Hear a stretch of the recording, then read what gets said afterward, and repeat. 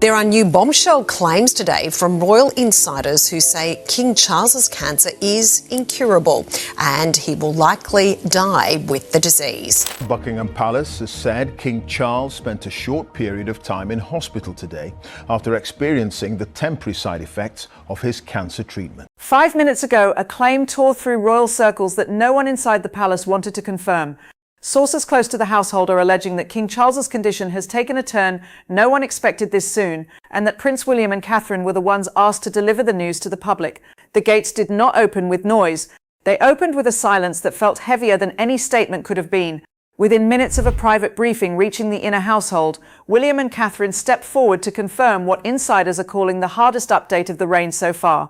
Before we go further, subscribe now so you don't miss the next update the moment it breaks. None of this has been confirmed by Buckingham Palace, and it's important to say that plainly. What follows is built from accounts attributed to sources close to the household, palace watchers, and unnamed insiders, reports that have not been verified officially, but that are spreading fast enough that the family is said to be feeling the pressure of them regardless. William reportedly stood over the draft announcement the way a person stares at a letter they already suspect contains bad news, reading it once, then again. Catherine stayed close enough to notice the change in his breathing, letting him sit with the first wave of it alone before reaching for his arm. Insiders suggest senior royal duties, the official public responsibilities working royals carry out on the monarch's behalf, things like state visits and formal engagements, are now under urgent internal review. That matters if true, because it means someone else may need to shoulder more of the crown's daily weight, and soon. What does this mean for the family and for the institution they represent? That question is reportedly the one being asked quietly in every corridor right now, and it's one we'll keep circling back to. Charles, according to multiple accounts, wasn't in the room when the confirmation was prepared, and that absence unsettled staff more than any spoken warning could have. The update is said to have followed a private, tightly controlled briefing where trusted medical advisors, doctors trusted to guide official decisions when a royal's health affects public duty, delivered confidential findings before any public wording was drafted. William reportedly looked toward Catherine before the confirmation was finalized. She offered no speech, only her presence. He understood that once the words left the room, the story would belong to the public, and to every person standing close enough to the crown to be tested by it. Behind the walls, the news is said to have landed differently on each of them. For William, an old childhood fear resurfacing in adult form. For Catherine, a quiet call to steady him while the ground shifted beneath the family. For Charles, a blunt reminder that even a king can't negotiate with time. For Camilla, according to one account, the start of a loneliness no title could soften. In that room, insiders say William was no longer standing there only as a son. He was standing there as heir, the next person in line to carry the crown when Charles no longer can. That distinction matters, because if the health reports are accurate, they'd mean the future of the crown has moved closer, faster, and far less comfortably than anyone planned for. According to one insider, Charles made a specific request before the announcement moved forward that William and Catherine confirm the news publicly, not a private secretary, a senior aide who manages a royal schedule and messaging. If true, that choice is being read as the king wanting the future of the monarchy to speak with one voice. Camilla, according to a separate account, received the news apart from the others and reportedly didn't reach for anyone. She sat rigidly as the door closed, her face pale. Around the same time, a senior aide is said to have quietly removed a folder of upcoming public engagements, official visits where a royal represents the crown, from Charles's desk. A small act, insiders say, that signaled something no one wanted to say aloud. Some appearances might never happen as scheduled. To understand why this reportedly hit so hard, several accounts trace it back to a private family dinner at Windsor that no camera saw. Charles is said to have reached for his glass, paused mid-sentence, and looked toward William with an expression that allegedly silenced the table. William noticed the shift first. Catherine saw Charles press his fingers against the table's edge, holding himself upright through pride alone. Charles tried to continue, forced another sentence, then stopped again. A confidential medical review, a formal evaluation by trusted physicians to determine what a patient can safely continue doing, was reportedly ordered that same night. If accurate, that's the moment the crisis moved from a private worry into official preparation. Charles's private office is reported to have begun shaping a reduced duty plan without telling the wider household, a plan that would mean shifting some responsibilities away from the king to protect his health. The dinner exposed the fear quietly. What followed exposed something harder to hide. Camilla reportedly demanded to know why she hadn't been consulted on the announcement's wording, saying the chosen words made Charles sound weaker than he was. William answered with quiet frustration, saying hiding the truth would have made the family look worse. Catherine stepped in before it escalated further, reminding them Charles was still sitting there, still listening, still human beneath the title. Charles then revealed he personally approved William and Catherine's role, trusting them to protect the monarchy and the public at once. Camilla learned moments later that some royal duties had already been quietly reviewed, with responsibilities potentially shifting to William sooner than expected.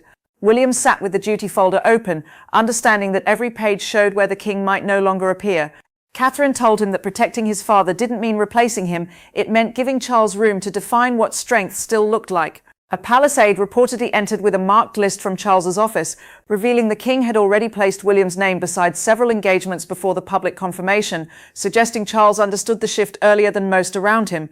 Camilla is said to have discovered the change when a decision that once would have reached her first moved through William's office instead. By the next morning, staff are said to have whispered over revised schedules, and Camilla, according to one account, stood alone by a window, realizing the old rhythm had already changed. What does it mean when a family's stability shifts through paperwork before it ever shifts through announcement?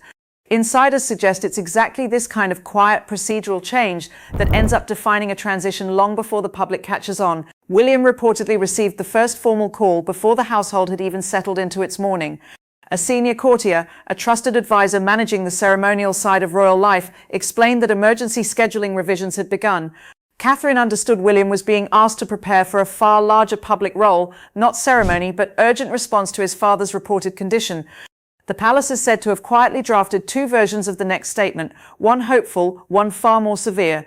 Catherine reportedly learned around this time that Charles had specifically requested she remain close to William during every future meeting. When William reportedly entered Charles's room without aids, the moment became simple: a king, his son, and words neither wanted to say. Charles is said to have looked at William with a softness rarely seen inside the household. He told William he was sorry not for being unwell, but that the burden arrived through fear instead of calm preparation. William said he wasn't angry at the burden, he was afraid of losing his father inside it. Charles reached for his hand, then explained why he'd chosen William and Catherine to confirm the news. He wanted the country to see continuity paired with compassion.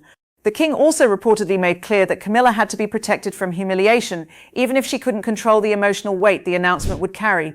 There's a smaller detail several accounts point to from that same day. A footman is said to have carried tea into the private sitting room and found William and Catherine sitting in complete silence, the cup going cold between them, neither one needing to fill the quiet with words. It was reportedly Catherine who finally spoke, asking not what the palace would say next, but how William was actually doing, a question one source claims no one else had asked him directly in days. The private secretary's office is reported to have begun a quiet audit of William's calendar almost immediately, cross-referencing it against the engagements Charles could no longer be counted on to attend. A calendar audit, simply put, is an internal review used to catch scheduling conflicts before they become public embarrassments.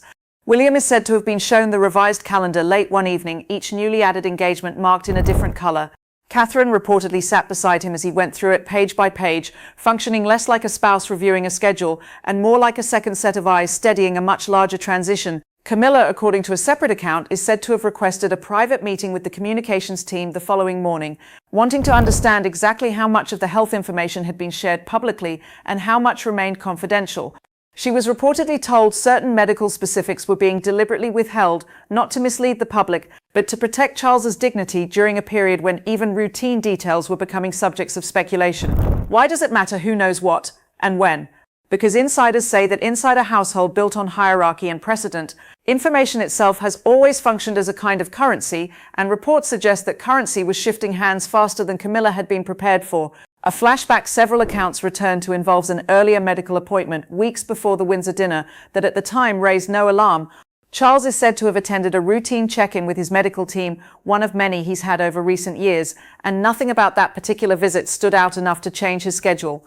William reportedly wasn't even informed of it at the time, a detail insiders now point to as evidence that the shift, when it came, arrived faster than the family's usual channels of communication could keep pace with. Catherine is said to have pieced this timeline together only after the Windsor dinner, later remarking to a close aide that the whole week felt less like a sudden crisis and more like a slow unraveling that had simply gone unnoticed until it couldn't be ignored any longer. By midday, according to several accounts, the story had moved into homes, offices, and crowded streets across the country. A small crowd gathered near Buckingham Palace's gates. One elderly woman reportedly placed a single white rose against the railing. A newspaper front page allegedly read, "The King steps back, William and Catherine lead the nation through the uncertainty." One broadcaster remarked that the defining image wasn't a crown, but Catherine standing beside William as he confirmed the hardest news of his life. Camilla, according to one account, heard the public reaction from another room and understood that sentiment was already shifting toward William and Catherine.